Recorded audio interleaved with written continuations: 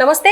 ప్రస్తుతం మనతో పాటు సీనియర్ జర్నలిస్ట్ జగదేవ్ ఉన్నారు. ఆయనతో మాట్లాడదాం. నమస్తే సార్. నమస్తే సార్, శాంతి లీలలు దేవాదాయ శాఖలో అని చెప్పేసి ఒక మెయిన్ పత్రికలో వచ్చింది.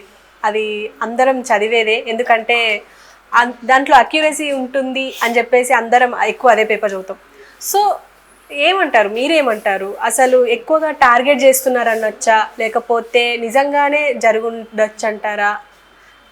ఎక్కువగా విజయసాయి రెడ్డిని బయట తీసుకురావాల్సిన పరిస్థితి అసలు ఏం జరుగుతుందంటారు?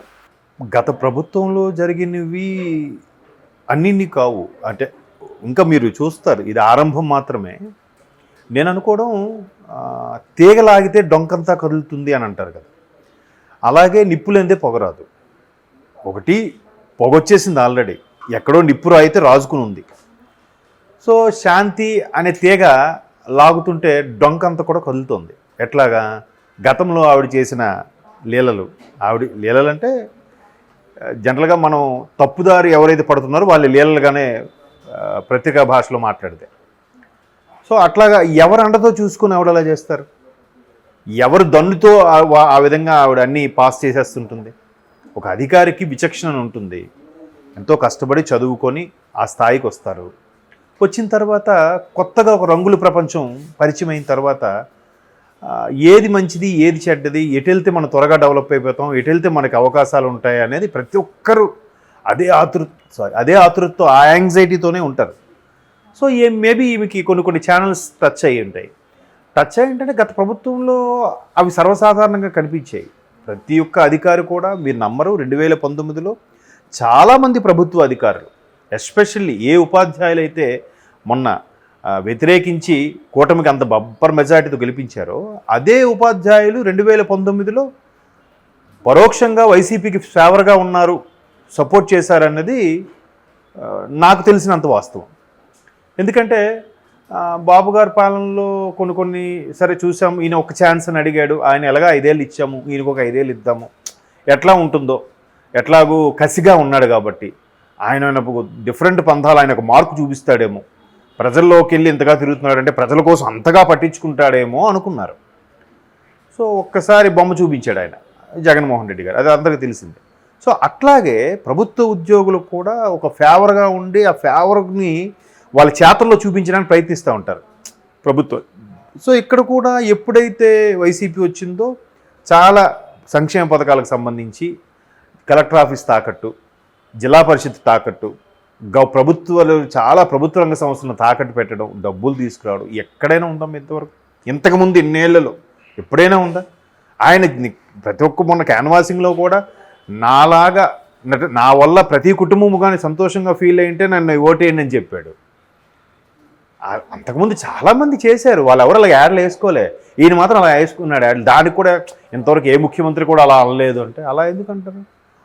ఇదే ముఖ్యమంత్రి చంద్రబాబు నాయుడు నా వల్ల హైదరాబాద్ డెవలప్ అయింది, నా వల్ల సైబరాబాద్ సిటీ వచ్చిందని అంటే నేను అంటాడు, అన్నిటికీ నేనే అని అన్నారు. మరి ఇక్కడ జగన్మోహన్ రెడ్డికి నేను ఎందుకని అనలేదు? అదే మీడియా మరి ఎక్కడ కూడా అలాగే విమర్శించవచ్చు కదా. మీడియాలో కూడా రకాలు అయిపోయాయి, ఎల్లో మీడియా, మామూలు మీడియా, న్యూట్రల్గా ఉండే మీడియా, లేదా యాంటీ మీడియా. సో అట్లా దానివల్ల కూడా కొంత నమ్మకం పోతుంది జనాలకి. అయితే ఇక్కడ ఈ అధికారులందరూ ఏం చేస్తున్నారంటే ఎక్కడ ఛాన్స్ ఉంది, మనం ఫేవర్గా ఉంటే మనకు బెనిఫిట్గా ఉంటుంది.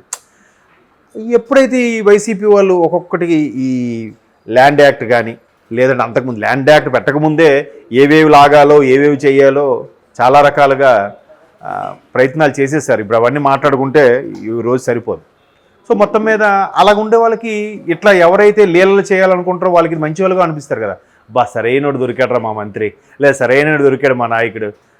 సార్ ఏంటి సార్ అంటే మన వాళ్ళు ఉన్నారమ్మా, అక్కడ పలానా దేవాలయం సంబంధించి షాపులకి లీజులు ఇవ్వండి, లేదా టెండర్ వేయాలి, ఏ షాపుకి ఎంతకి ఇవ్వాలి, అవన్నీ ఉంటాయి. లేదంటే ఒక కమిటీ పెట్టుకోవాలి, లేదా పాలక సభ్యులు ఉంటారు దేవాదాయ శాఖకు సంబంధించి. ఆ పాలక సభ్యులు ఉన్నప్పుడు అక్కడ షాపులు ఉన్న వాళ్ళకి పాలక సభ్యులుగా ఇవ్వకూడదట. సో షాపులు ఉన్న వాళ్ళకే పాలక సభ్యులుగా ఇవ్వడం, వైసీపీ నేతలకే ఆ షాపులు ఇవ్వడం, లేదా వైసీపీ నేతలు కార్యకర్తలు చెప్పిన వాళ్ళకే అవి కేటాయించడం. ఇంకా అన్నీ జెన్యున్గా అది చెప్పినట్టు చేసుకుంటూ వెళ్ళిపోతే పోలీసులకు చెప్పినా రెస్పాన్స్ లేదు. ఎందుకు? వాళ్ళు ఏం చేయలేరు. పై అధికారి కలెక్టర్ అన్నోడు, లేదా పైన ఆ సుపీరియర్ అన్నోడు సివిల్ సర్వెంటో అడ్మినిస్ట్రేషనో ఒక పోలీసు బాసో వాళ్ళు ప్రభుత్వానికి ఫేవర్గా ఉన్నప్పుడు కింద స్థాయిలో సిన్సియర్గా ఏం చేయగలరు? నువ్వేం పట్టించుకోవా, వాళ్ళకి వదిలేసే వాళ్ళు చూసుకుంటారు అన్నాడు అనుకోండి, కింద స్థాయి సరే సిఐ ఎస్ఐలు ఏం చేయలేరు. సో అట్లాగే ఈవిడ అవకాశం ఉన్న వాళ్ళకి లేని వాళ్ళకి అన్న వాళ్ళకి ఇచ్చేసింది. ఎందుకు ఈమె కూడా ఊరికి ఎందుకు ఇస్తుంది? మేడం మీ గిఫ్ట్ పంపిస్తున్నాను చూడండి, మన వాళ్ళు కొద్దిగా వస్తారు, అది ఓకే చేసేయండి అంటే ఓకే, ఎగ్జాంపుల్ చెప్తున్నా. సో అట్లా ఫేవర్గా ఉండుంటారు. ఆ ఫేవర్గా ఉన్నప్పుడు రాజకీయ నాయకులతో ఎట్లాగూ సత్సంబంధాలు ఉంటాయి. లేదు నాకు సంబంధం లేదు నేను స్ట్రిక్ట్గా ఉంటానంటే అక్కడ ఉండరు, ట్రాన్స్ఫర్ అయిపోతారు, లేదా ఇంకేమైనా జరగచ్చు. ఇవాళ రేపు అంటే గత చరిత్రలో చూసుకుంటే స్ట్రిక్ట్గా ఉండే ఆఫీసర్ని పైకి పంపించేసే సందర్భాలు కూడా ఉన్నాయి. సో అట్లాగా ఈవిడ చాలా ఉన్నాయి, చాలా చేసింది అన్నట్టు కూడా వార్తలు ఉన్నాయి. అలా ఉన్నప్పుడు వీళ్ళ మీద కొన్ని రకాల కేసులు ఇష్యూస్ వచ్చినప్పుడు వీళ్ళకి ఒక ఆర్థిక సలహాదారులు అవసరం, లేదా ఒక పవర్ఫుల్ లాయర్లు అవసరం. ఆ లాయర్లు ఏం చెప్తారు, మీరేం చేయండి. సినిమాలో కూడా మనం అబ్జర్వ్ చేస్తూ మీరు చూసే ఉంటారు, హీరో విలన్ ఉంటే విలన్ కొడుకు ఏం కాదు సార్ నేను చూసుకుంటున్నా, మీ వాడికి చెలరైపోమనండి అన్నట్టుగా చెప్తూ ఉంటారు. దానికి మనం ఏదో అమెండ్మెంట్ పెట్టో లేదంటే ఏదో క్లాస్ పెట్టో మనల్ని బయట తీసుకొస్తా అని. అట్లా లాయర్లు ఇలాంటి పరిచయాలు ఉన్నప్పుడు కరెక్ట్గా అక్కడ సింక్ అవుతుంది. ఒకటి మీరు అన్నట్టు విజయసాయి రెడ్డి గారి అంశము, రెండోది ఈవిడ వైసీపీ వాళ్ళకి వైఎస్ఆర్ వాళ్ళకి ఆ దేవాలయాలకు కానీ దేవాదాయ భూములకి లీజుకి సంబంధించి కానీ ఇవన్నీ ఫేవర్గా చేయడం. ఒకవేళ ఏమైనా ఇష్యూ వస్తే కాపాడడానికి ఆయన పోతిరెడ్డి ఎవరో సుభాష్ అని ఉన్నారు, ఆయన లాయర్ అంట. చూసారా, అంటే పాత్రల పేర్లు వచ్చాయి, దాని తర్వాత కథ అల్లుకుంటే అవన్నీ సింక్ అవుతున్నాయి. ఒక్కొక్కటి ఇప్పుడు మీరు అన్నారు అమ్మాయి ప్రధాన పత్రికలో అంశం వచ్చిందని, దానికి సంబంధించి వాళ్ళు బైట్స్ కానీ కొన్ని రకాల ఆధారాలు కానీ కలెక్ట్ చేయకుండా వాళ్ళు రాయరు. సోషల్ మీడియా కాదు కదా ఆ పత్రిక.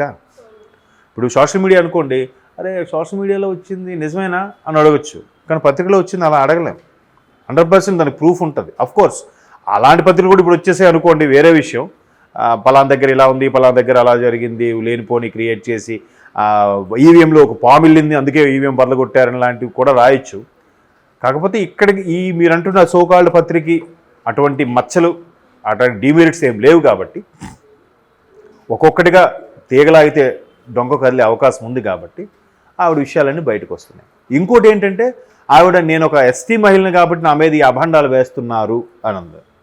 దానికి మేధావులు చాలామంది చెప్పేది ఏంటంటే ఎప్పుడైతే మీరు చేసిన తప్పును కప్పిపుచ్చుకునే ప్రయత్నం చేస్తారో అప్పుడే కులాన్ని మతాన్ని అంటగట్టి దాన్ని యూటర్న్ తీసుకునేలా చేస్తారు. అంటే ఎస్టీ మహిళ అయితే చేస్తున్నారు, మామూలు మహిళలు భంగపడట్లేదా? పెద్ద జాతిలో లేదంటే అగ్రవర్ణాలకు సంబంధించిన అమ్మాయిలు ఇబ్బంది పడట్లేదా? పడుతున్నారుగా. పెద్ద పెద్ద కమ్యూనిటీ వాళ్ళు కూడా ఉన్నారు కదా ఇష్యూస్లో, ఎలిగేషన్స్లోనూ లేదంటే కరప్షన్స్లోనూ ఇటువంటి లీలలో చేసేవాళ్ళు లేరా?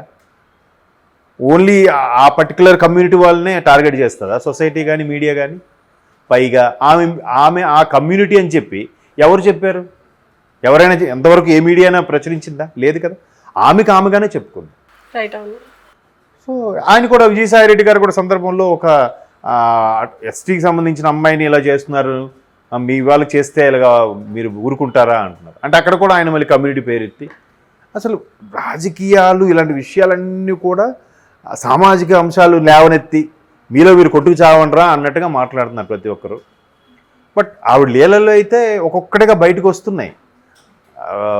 చూద్దాం మరి, ఇంకా ప్రభుత్వం కూడా చాలా జాగ్రత్తగా డీల్ చేస్తున్నట్టుంది ఇట్లా అంశాలు ఇవన్నీ ఉన్నాయి.